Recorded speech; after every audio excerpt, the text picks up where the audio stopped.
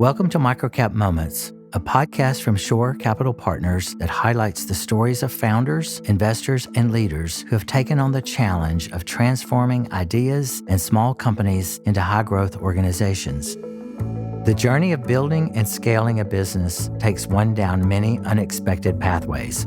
It's a journey where we learn from our mistakes, fall down often, but have the entrepreneurial grit to pick ourselves up and persevere. Within this series, we will share these stories of success and failure, of the challenges and the rewards faced by those who dare to dream big. And through their lessons learned, we hope to inspire others who are on a similar journey of becoming, growing, and leading.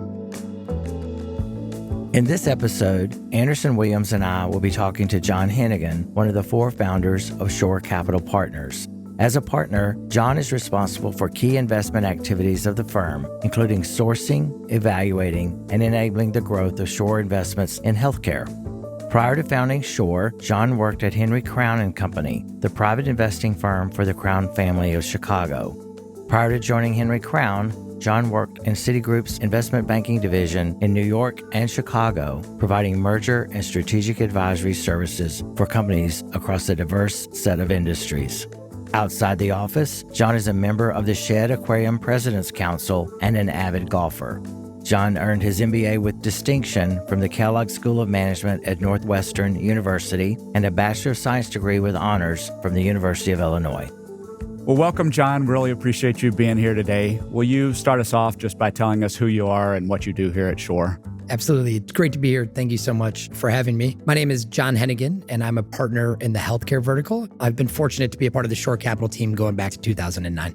So John, will you take us back to the very early days and talk about how Shore got started and what it was like getting it off the ground? Certainly. Those early days were a lot of fun. It was chaotic, but it's great to fondly look back and remember what it was like. My personal journey to joining Shore Capital began with meeting Justin Ishbia back in 2009. I was coming out of business school at the time, and a mutual friend had introduced me to Justin. That friend knew that I was looking for a chance to return to private equity, but to do something more entrepreneurial. Justin outlined his vision for building a microcap private equity fund, and it resonated with me. My old firm had been focused on traditional middle market acquisitions, an environment that is incredibly crowded, where it's really hard to differentiate. And I'd seen hundreds of companies that were really interesting. They were just too small to get our time and attention at the old firm. And so the chance to build something from scratch was incredibly appealing. The chance to serve a part of that private equity ecosystem that was underrepresented was incredibly exciting. And then I had a chance to meet Ryan Kelly and Mike Cooper, the other two individuals that Justin had recruited,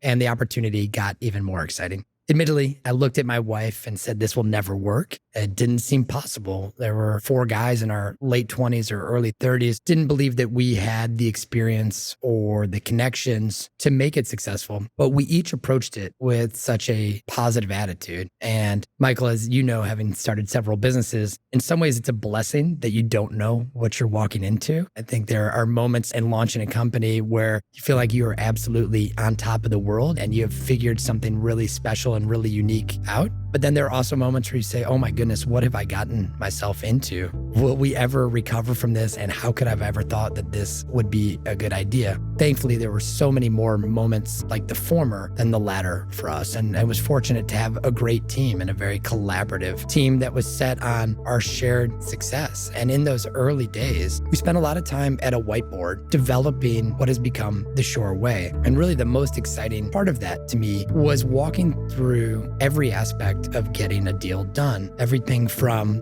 thesis formation to identifying executives, to completing an acquisition, to growing the business, to ultimately selling that business, and then maintaining great relationships with the entrepreneurs and executives that we'd worked with. And that process was incredibly collaborative. And I have so much respect for the way that the other three gentlemen approached that situation. No one had a pride of authorship. No one ever said, the way that I used to do this is the best way. Everybody was there to share what had worked for them, but also the mistakes they had made along the way. And that transparency, that willingness to admit that things hadn't always gone well, allowed us to cherry pick what approach and what techniques we wanted to utilize at Shore Capital. And if you think about our approach to developing a thesis that has so many echoes of what Ryan Kelly had done prior to Shore Capital, If you think about our executive recruitment and identifying great CEOs, that's straight from Mike Cooper's playbook. And then metric management and utilizing data to make smart decisions came from Justin Ishbia's background. And that approach, sharing and amalgamating what had been successful for each of us, really became now our own approach here at Shore Capital. And I think that commitment to being transparent about what works and what does not work, and recognizing that no one is perfect, no firm is perfect, no approach is perfect, still pervades everything that we do at Shore Capital. And while so much has changed, that certainly rings true today. In this first segment of our discussion, Anderson asked John to share his thoughts on the big difference in microcap investing and more traditional private equity investing. John describes the partnership between the investor, Shore, and the founder entrepreneur as an emotional decision, and the importance of understanding that the company he is investing in is someone's baby, and bringing change to that is not easy. John, I'm curious, if you go back to your previous experience in private equity and then the move to starting Shore, what is the big difference? What are the key things when you moved into the microcap space that were different about private equity in the microcap space than what you had experienced before? Certainly in the early days of Shore, there were a lot less resources available. Coming from a well-established firm down to, building a firm from scratch, you had to learn to do every aspect of the job yourself. And at times that meant, sourcing deals as a partner. At times that meant running out to grab coffee as an intern. Whatever it took, we were there to make the sacrifices necessary to do the best deals possible. And again, that commitment to doing whatever it takes still pervades everything we do at Shore Capital. And I think that is a necessary part of the microcap universe. In larger transactions, it's often an investor monetizing an asset, the way that you may sell a share of Amazon or Microsoft stock. You don't spend a lot of time thinking about it. You feel like you've gotten the return that you wanted and you're ready to move on. Conversely, in the microcap, it's a very emotional decision. This is someone's life's work. It is their child. And while we're oftentimes going to retain that child's name, there's a lot we're going to change. In this analogy, you may be changing their school, you may be changing their religion, maybe changing their neighborhood, whatever it may be. We do make a number of changes to the companies that we partner with, but those changes are almost always agreed upon upfront and in advance. And I think the emotional nature of microcap investing is a very good fit for the team at Shore Capital. We understand what it's like to be entrepreneurs because we are entrepreneurs ourselves. We have the good fortune of having partnered with nearly 1,000 entrepreneurs at this point, and we've learned from each of them, and thankfully have developed so many great friendships and relationships over the last 14 or 15 years that they help guide us. And when we make mistakes and we do miss the mark, it's a strong enough relationship that they're willing to share that feedback. That commitment to our entrepreneurs' happiness, our executives' happiness, our investors' happiness drives Shore Capital forward. And I think it's why we've been so successful, not just from a return standpoint. I think the returns follow from the happiness that we've created for so many other stakeholders. John and the other 3 founding partners of Shore Capital were all quite young when they launched the business. In the following segment, John describes the value of mentorship and some of the early lessons learned about having focus, thoughtfully picking an area for investment, asking good questions, and a commitment to continuous learning. And you mentioned earlier in those early days of questioning and wondering what have you gotten yourself into, how did you find the expertise that you couldn't have had in your late 20s or early 30s to do all that you were taking on? Where did you find the expertise to support you in those early days? We were so fortunate in so many ways to find great executives to partner with, both in the C-suite and at a board level. We also learned a very valuable lesson about focus. Going back to the earliest of days, we knew it would be a microcap thesis, but it actually took us a couple of months to settle on healthcare because we believe that there was an opportunity across the microcap landscape as we still feel today. But in the early days, we were looking at a wide variety of deals. In a given week, I may look at a landscaping business, a tax preparation business, and even a logistics business in Alaska. It was impossible to be knowledgeable and a true value-added partner to businesses across such a diverse spectrum. And so we quickly realized that to be the best partner we could be for the entrepreneurs and for the executives and to deliver the best returns for our investors, we had to be much more focused. And so we began to hone our focus and really zero in on healthcare. And then within healthcare, we picked 2 niches that we thought had outsized potential for growth. After we began to do a lot of primary research on those sectors, talking to executives who had worked in the space, going to conferences, reading any publicly available information, once we had achieved a certain level of knowledge, we then were able to approach potential board members and explain to them our thesis and why we thought Shore Capital would be a good partner in that sector. And I'll forever be thankful to the executives that took a chance on us in those early days and were willing to be board members. Michael remembers this very well as an early board member. We couldn't make it economically meaningful to those individuals. Certainly they were going to be compensated, but these were incredibly accomplished executives that the outcome of a small microcap investment wasn't going to change their life in any material way. But they knew that we were interested in learning from them. We knew that we were committed to listening to them and that we shared their vision for what was possible in their industry. I think that's really what attracted them to be a part of the team. And those early board members were so kind to us and sharing so many lessons, recognizing when to grab us by the collar and pull us back. I'll never forget our poor first CEO, wonderful guy, really patient individual, 4 private equity investors with only 1 business. We had a ton of questions from him going into as much minutiae as what was going on in this month's phone bill. And he took all of that in stride. And again, the board members were there to grab us by the collar and say, is this strategically valuable to the business? Is this what we want to be talking about right now? And also your life lessons about being a better investor, teaching me to ask questions in board meetings rather than make declarative statements. If you have a question about the incentive program that they're developing, rather than explicitly stating what I think an incentive program should look like, asking them how do they believe these incentives are going to change behavior? What risks come out of this program? And asking those questions allows all parties in the room to learn, I believe. Certainly I'm hearing feedback from a really accomplished executive, and so I'm going to learn a great deal. But also, I believe you can only teach something if you truly understand it. And so by putting them in a position to explain their thought process and explain what they expected to come out of it, it helped them grow as executives as well. And again, it pervades Shore Capital, but there is this commitment to continuous improvement and learning. And so it was never taken as caustic or a challenge to their authority. It was, hey, please help me understand this. Because if we do it well here, I know we can do this well again at hundreds of other businesses. And again, that is something that has not changed over the last 14 or 15 years. The ability to learn from one board member and impact not only that business, but then roll that lesson out to dozens of other companies fundamentally allows us to go faster while bearing less risk, which I think is a huge source of Shore's returns. John, you're so right. I think asking good questions rather than making statements helps everyone in the room learn. It's also less off-putting. So no one gets defensive when you ask a question. When you make a declarative statement, what you think should be, it's either their way or your way. And when you ask a question, it can be our way. Absolutely agree. And I think, again, coming back to the question of differences in microcap investing versus perhaps larger company investing, because it is more emotional and because you have an entrepreneur in that room, again, you're talking about their baby. And it's very easy to frame a statement in a way that makes them defensive. And if they're defensive, they're less inclined to share. And I think we would all agree that if we're open and honest with each other, we will get to the best answer. We will get to the best solution. And so it's critical for us at Shore to make sure that we are fostering an environment where people can be transparent and we can be honest about things that aren't going well. One of my favorite board meetings ever was an executive at Behavioral Innovations, an autism therapy business, was giving a presentation on a marketing program that he'd launched. This was an incredibly accomplished executive. The marketing program there had been absolutely fantastic, quarter over quarter, year after year. But this particular initiative had not worked. And I always applauded that executive, and I love to cite that example because he had the humility to come in and say, hey, we tried something. We piloted something. It seemed to be working. We got more aggressive in our spending and then quickly realized this was not working and had to stop. The ability to walk into a board meeting and share that experience and really demonstrate that humility, not only did it make the board cherish that executive even more, but I think it creates an environment for the rest of the executives to say, hey, we are not perfect. We are going to make mistakes. Now, we win far more frequently than we lose. That shows up in the returns. But again, it's never a straight path to success.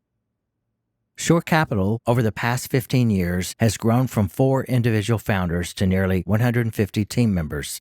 Passing on knowledge and insights to younger team members has its own challenges. In the upcoming segment, John talks about how he and the founding partners have shared their learnings and experiences with new members of the team as Shore has grown.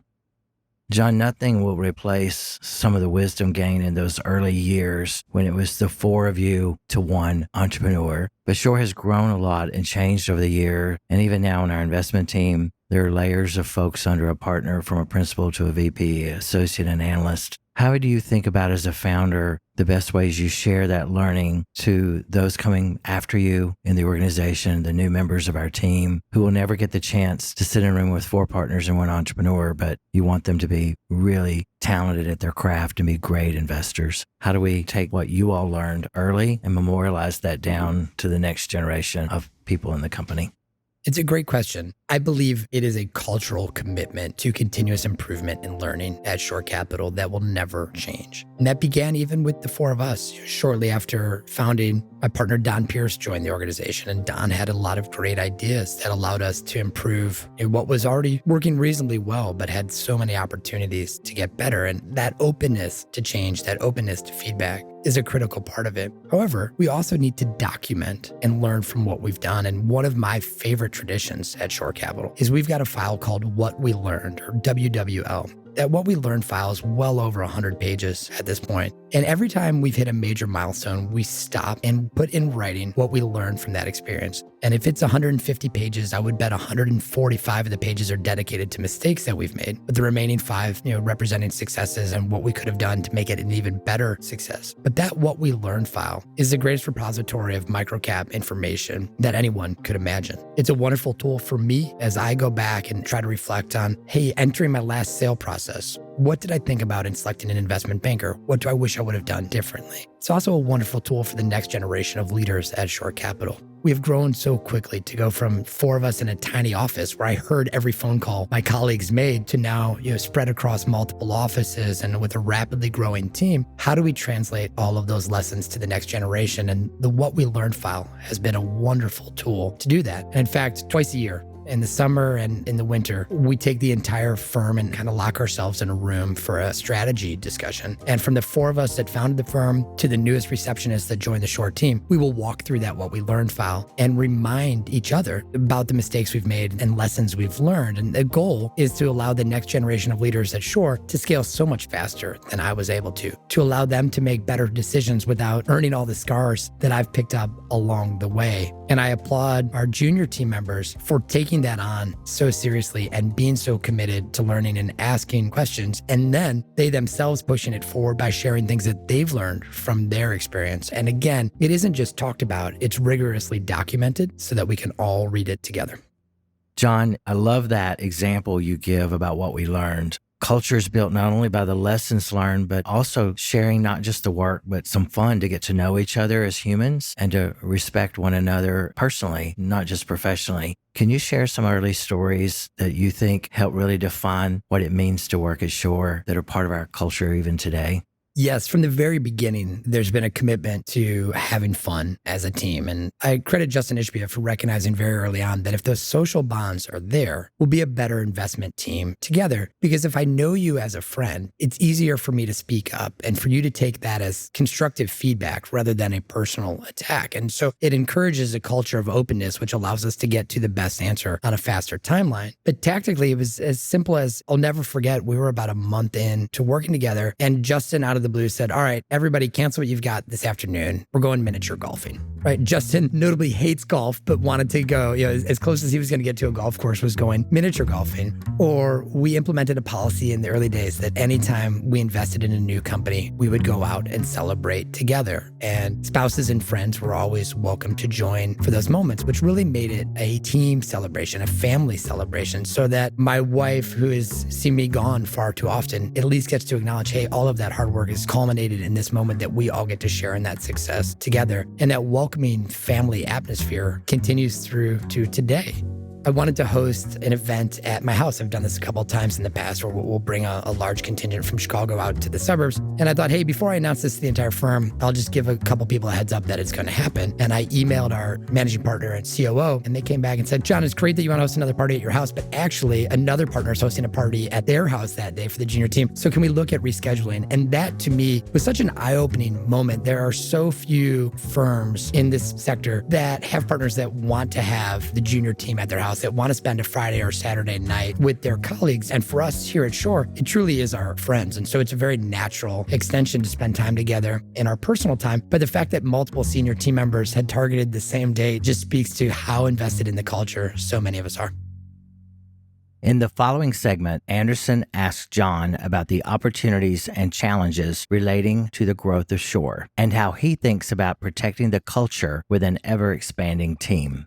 So, John, from the partner seat, from the founder seat, as you think about the what we've learned conversations, as you think about this culture that's so powerful within Shore, what do you see as the opportunities and challenges as Shore continues to grow to keep those things a part of the Shore identity? For me, probably my biggest fear for the last 5 years has been maintaining our culture. Everyone at Shore Capital works incredibly hard. I would say the typical teammate at Shore Capital is working more than their peers at other private equity firms, but we balance that investment of their time and the sacrifice that we are all making by having more fun than any other firm as well. And that comes back to some of the discussions we had just a moment ago. But for me, culture is so critical because I believe the processes, the tools, the systems that we've developed at Shore will continue to deliver better than average returns. I hope it's by a sizable margin as it's been historically, but I'm confident in those resources and those systems generating great outcomes. However, the breakdown would occur if we lost our culture. And to me, that's why it's more critical than ever that we continue to invest in our people and invest in the next generation and creating growth opportunities for them. And we've done that through a number of ways, as we talked about all of the fun that we regularly have. But also that was an impetus for launching new verticals and moving outside of healthcare. We had wonderful teammates that were young and deserved more room to grow. How do we create growth opportunities for them? The vast majority of private equity firms just instantly moved to larger funds. For us, it was a chance to expand across the Microcap, which led to the launching of our food and beverage fund, then our business services fund, then our real estate fund and our industrials fund and so forth. And there will be more to come on that front, I'm certain. And I think the culture is so important to investing because when you're doing great deals, it's easy to have fun. It's in the challenging moments that you really lean on your culture. And it's when we have disagreements. The four of us that started in the early days are great friends and get along incredibly well, but we can still fight like siblings. And I'm not afraid to say when I think they are making a mistake. And thankfully, they're not afraid to speak up if they think I'm doing something wrong as well. And having that culture and having those bonds enables us to push one another farther. And I think that will be consistent at Shore Capital for many, many years to come. So then my mind goes to how do we continue to build culture in our portfolio companies? How do we continue to share the lessons learned? We have so much experience. We've made so many mistakes over the years. If we can share that information with others, they will learn faster. They will grow faster. They will deliver better outcomes for themselves and for our team and for our investors. And sharing those lessons comes about in a variety of ways. Prior podcasts have talked about the Executive Leadership Academy, an event where we bring the top 5 to 10 executives from every company to Chicago and have a series of guest speakers like business school lecturers and so forth.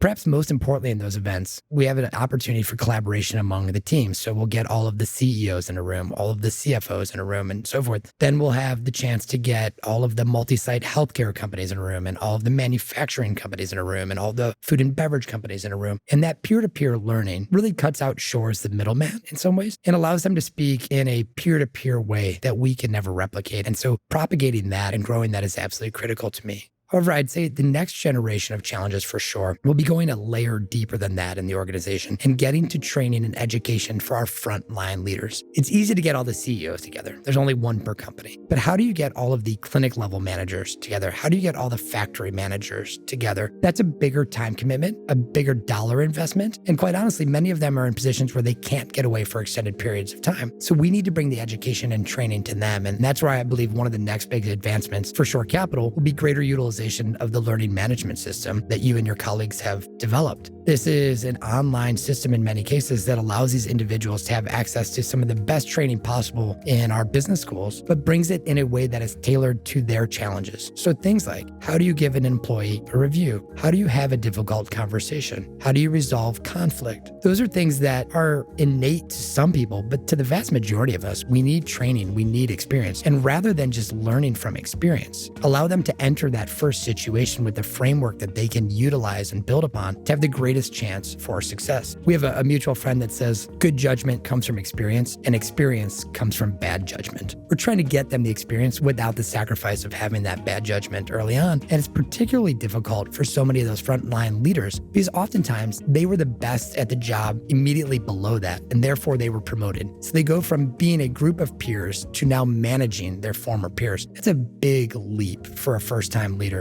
Utilizing the learning management system and gaining access to their peers allows them to be so much more successful in that position and continues to propagate a great culture.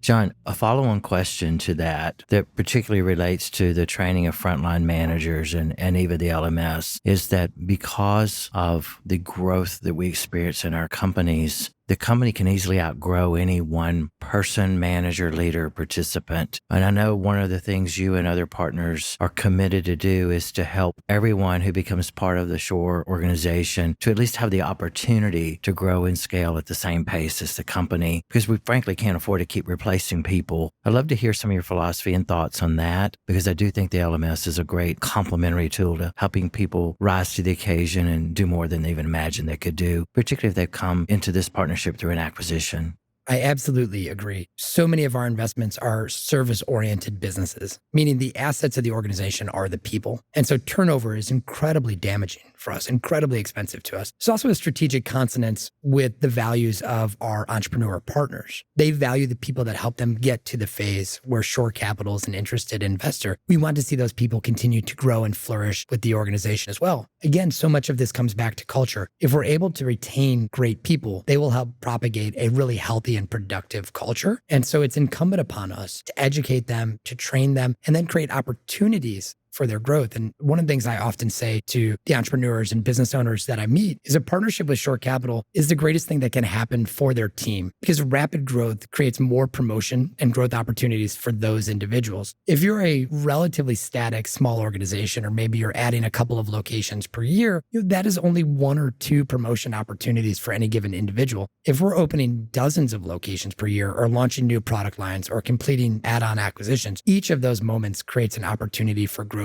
for their team members. And it's a chance for our executives to continue growing and developing new skill sets as well. I had a meeting shortly before this with an executive who had a background in new clinic construction or new site development. We've begun to do add-on acquisitions together. That is a new muscle for that CEO to develop. He's taken to it incredibly well, in part because he has his peers to turn to and all of the resources of Shore Capital available to him.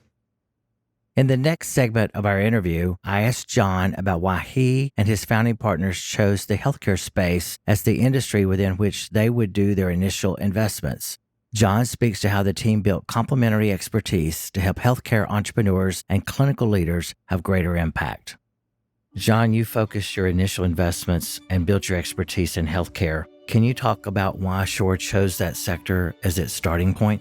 Admittedly, I did not have a background in healthcare. Thankfully, my partners did. But as we assessed the microcap landscape, we realized that healthcare was a great starting point for Shore Capital. In part because there's a natural competitive moat in healthcare. You're only going to drive so far to a physical therapist. You're only going to drive so far to a doctor's office. It's also an inherently local purchasing decision. If I am driving to Florida with my children and we want to stop and grab a hamburger, it's very easy to pull into a large chain restaurant where we know exactly what we're going to get. If I'm going to walk into a dentist's office or a doctor's office, I don't necessarily want a big national brand. I want somebody that feels local and feels affiliated with the community. That natural moat gave us a chance to be competitive with even the largest of firms and even the largest of private equity organizations. It also seemed to be a great fit with our skill set at Shore Capital. We knew the clinicians would bring the medical expertise and the knowledge of the patient, which was a perfect complement to our expertise around growth, recruiting, marketing, and so forth. And quite honestly, the parts of the business that I really enjoyed and my partners really enjoyed were very often the parts of the business that the clinician hated, right? They didn't want to talk about technology. They didn't really understand digital marketing, and they're certainly capable of understanding IT or understanding digital marketing, but it would require significant investment of their time. And they'd rather utilize that time to have more time with their children or more time with their friends or whatever their personal endeavors may be. And so it was a really complementary skill set. Furthermore, I think there's a generational shift occurring that necessitates the involvement of private equity in healthcare. If you go back several generations, it was common for a doctor to raise a child that was a doctor, and far too often that was a father handing off the business to his son. As we've advanced as a society and see greater gender equity, those dynamics have shifted, and it's been compounded by the cost of education. Michael, you and I work together with our orthodontics business. In that field, I believe roughly 52% of residents today are female. The average resident graduates with $450,000 in student loans or so. So even if they wanted to start their own practice, or even if they wanted to buy into an existing practice, they oftentimes don't have the money or the means to do so. Or they've put creating a family on hold. They put their personal life on hold for so long. They want to be part of an organization that's going to provide better benefits, that's going to provide maternity options, and so forth. And we as an organization of scale can meet those needs. Conversely, we're always looking for young, talented doctors to join the organization because I believe with our scale, we can provide better training and better education, better compensation, and better benefits too. So truly everyone in the ecosystem wins. And I believe that the next generation of clinicians recognizes this change much in the same way that someone coming out of college who wants to enter consulting would look for a Bain, a McKinsey, a BCG, or entering investment banking, you'd look for a large bulge bracket investment bank like I did and so many of my peers. The next generation of clinicians realize, hey, that big company experience actually isn't a negative. It's quite the opposite. It's very positive for me because I'm going to have a network of mentors, a network of peers that doesn't replace their formal education in any way, shape, or form. It augments that, right? And I'd say everyone listening to this podcast can think about there's something you learned in your career that was not taught to you in college. So many clinicians feel that same way, and we can be that final portion of their education.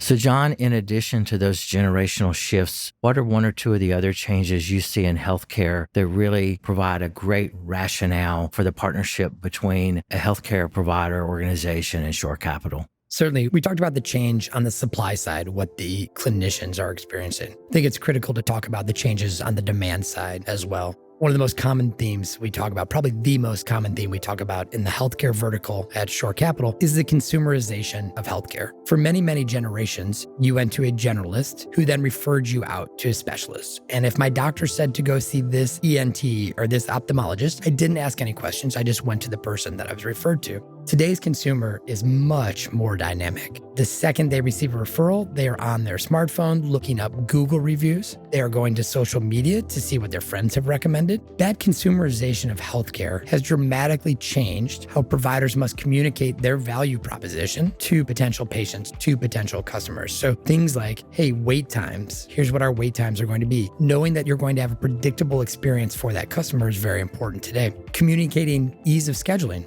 Again, I would have been a taker years ago of whatever appointment was available. Today, we've got a generation of consumers that want to get on their smartphone and book the appointment online. That consumerization of healthcare has been really, really great for Shore Capital because it plays to our strengths around utilization of technology, better digital marketing, and it's frankly easier for us to brag about so many of the clinicians than they would ever do about themselves. I also think it's a natural extension to the rest of the economy. What it takes to communicate a value proposition in healthcare really isn't unique versus business services, industrials, or food and beverage. And so again, it allows us to create this ecosystem at Shore Capital where we are all sharing lessons learned and all growing bigger, faster, and stronger together.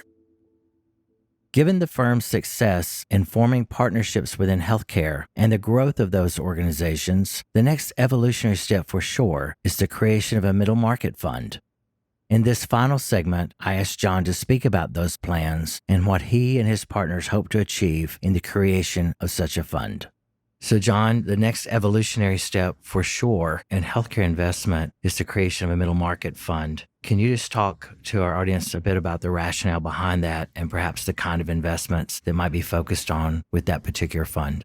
Yes, I'm a huge believer in the opportunity to create a larger cap fund at Shore Capital. I view it as the next logical extension of our growth. We'll continue to launch new microcap verticals, but there are also so many great companies in the Shore ecosystem today, it's a shame to let them get away and work with another investment group. If we know they're going to continue to grow at 20, 30, 40% per year, why allow another investor base to realize those gains instead of protecting that for the limited partners and investors that have been so great to Shore Capital over the years? In many ways, building a microcap company is about building a foundation for growth. You've got to have the right executives, the right systems, the right tools, the right technology. But after those are in place, so much of it then becomes about replication. And in the healthcare vertical, oftentimes that is replicating over a very narrow geography. We are going to build the largest urgent care company in these select states. We are going to build the largest orthodontics company in these select states. Well, there isn't something unique about the 2 or 3 or 4 states that we often select. Frankly, that model would work in any of the 50 states across the US and probably into several foreign countries. And so if we've built that foundation, if we have that strength, why not continue to let those winners run, if you will? And I think one of the challenges of private equity is that we have a finite horizon. The investors entrust us with their capital. We invest that as best we can, but then we're obligated to return it to them on a shorter timeline. If we had more time, I know that we could take those businesses even farther. So we have an inherent advantage as well because we've seen these companies up close. We know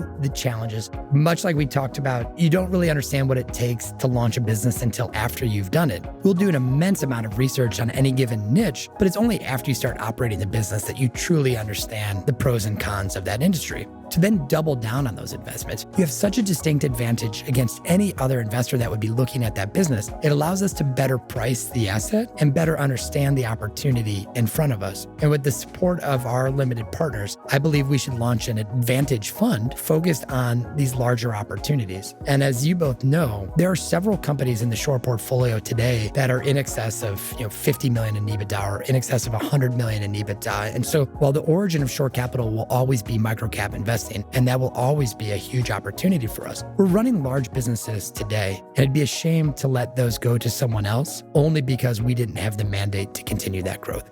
John, thank you so much for joining us today. It's been a delight to talk to you, not only about your journey, the early days of Shore, but as we've grown, some of the changes, and specifically healthcare and the evolution of our healthcare investing. Thank you very much. It was a lot of fun. Thank you both so much. Thanks, John. This podcast was produced by Shore Capital Partners with story and narration by Michael Burcham, recording and editing by Andrew Malone, sound design, mixing, final editing, and mastering by Mark Galloop of Real Audiobooks. Special thanks to John Hennegan and Anderson Williams, who shared in the interview with me. This podcast is the property of Shore Capital Partners, LLC. None of the content herein is investment advice, an offer of investment advisory services, nor a recommendation or offer relating to any security. See the Terms of Use page on the Shore Capital website for other important information.